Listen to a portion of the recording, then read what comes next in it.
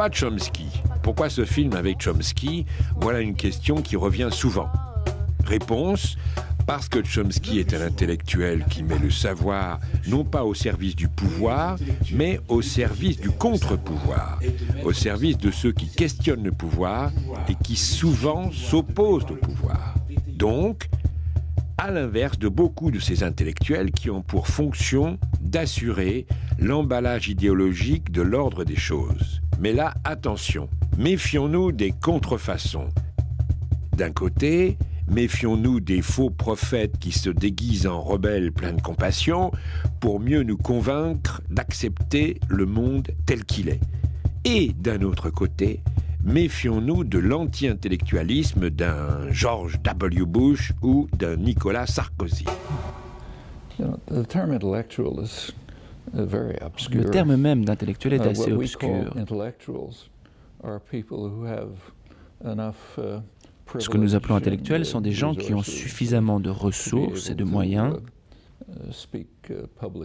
pour parler en public des affaires humaines, des sujets d'intérêt général. Mais ça ne veut pas dire qu'ils aient quelque chose d'intéressant à dire ou qu'ils soient plus intéressants que ce que pourrait dire le charpentier du coin. Ils ont juste des privilèges et des opportunités de s'exprimer qu'ils utilisent de différentes façons. Mais enfin, vous considérez que les intellectuels, la plupart du temps, sont là pour maintenir l'ordre?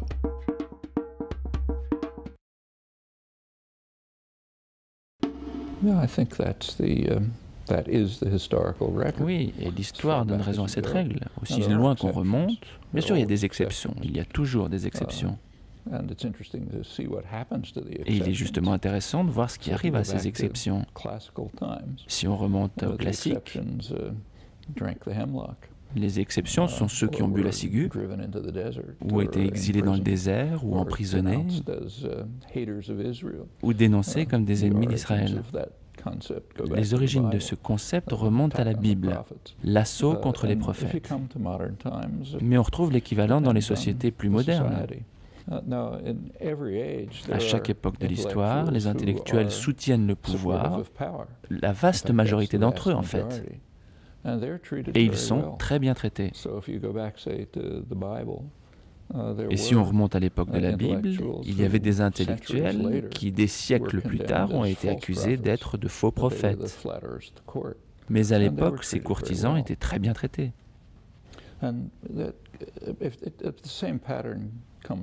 C'est le même schéma qui se répète jusqu'à nos jours. Prenons par exemple la Tchécoslovaquie à l'époque du bloc soviétique. Václav Havel était un intellectuel critique et il a passé un certain temps en prison. Et si on compare avec la sphère d'influence américaine, comme le Salvador, ce qu'on y avait, c'est ce que vous voyez sur ce tableau, qui représente comment des intellectuels dissidents ont été assassinés. Voilà des différences de traitement réservées aux intellectuels selon les différents types de sociétés. Et si on observe comment les intellectuels occidentaux ont réagi à ces deux exemples, Václav Havel est devenu une personnalité admirée de tous, célébrée et honorée comme telle. Et qu'en est-il du père Yakuria, qui a été abattu d'une balle dans la tête par une armée meurtrière pilotée par les États-Unis, parce qu'il était justement un intellectuel dissident? Qui connaît son histoire?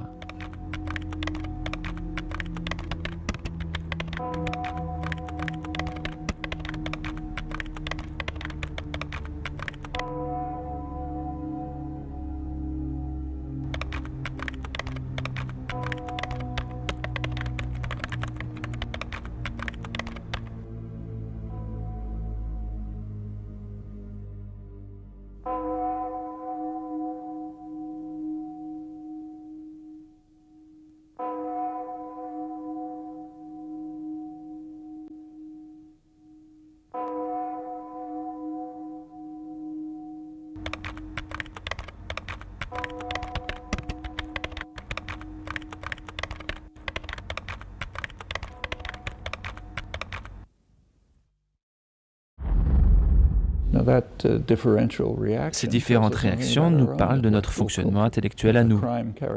Un crime commis par un de nos ennemis est dénoncé comme étant une atrocité abominable, alors qu'un crime que nous commettons nous-mêmes est ignoré comme s'il n'avait jamais existé. Prenons par exemple la guerre de 14-18.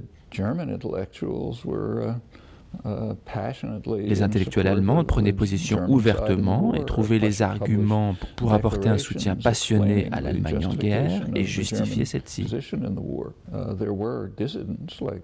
Et les dissidents comme Karl Liebknecht et Rosa Luxembourg, eux, ont été en prison. Du côté occidental, il y avait aussi des intellectuels qui passionnément prenaient le parti des armes et favorisaient cette guerre. Alors que ceux qui s'y opposaient, comme Bertrand Russell ici, ont été emprisonnés. Et c'est comme ça que ça marche. Ce que vous rappelez aussi, c'est que dans l'affaire Dreyfus, c'est la même chose.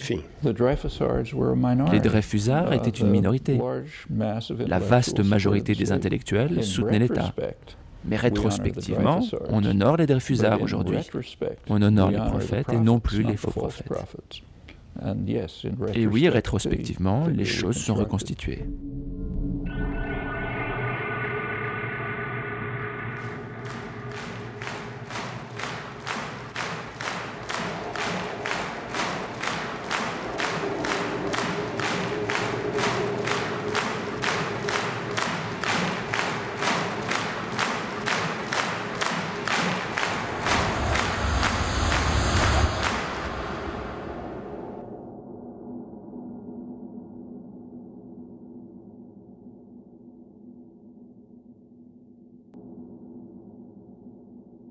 Chomsky emploie le mot intellectuel dans une perspective qui est peut-être pour la France plus particulièrement un peu bizarre et dérangeante, tu comprends?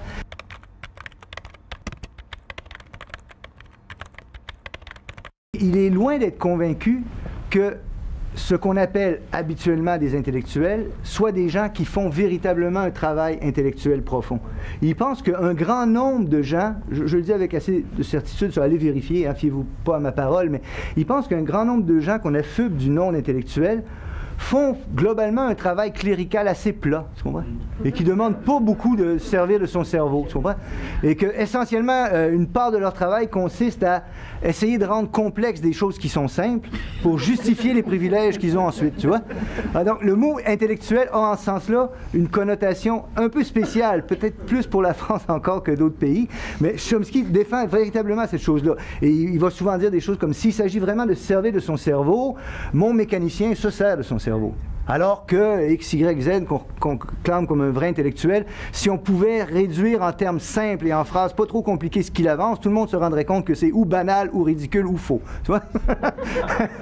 Alors, il défend un peu cette perspective-là. Ceci dit, vous avez compris, j'espère, hein, que cette utilisation, qualifions-la peut-être de critique, de polémique, de particulière du mot intellectuel, ne nie pas le fait que Chomsky est un rationaliste et quelqu'un qui se sert de sa tête, qui a fait du travail intellectuel de grande envergure et qui sait le reconnaître quand il le voit, qui est parfaitement convaincu que c'est important d'en faire.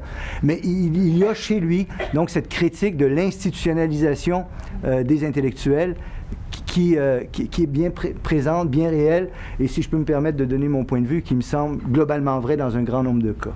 Voilà.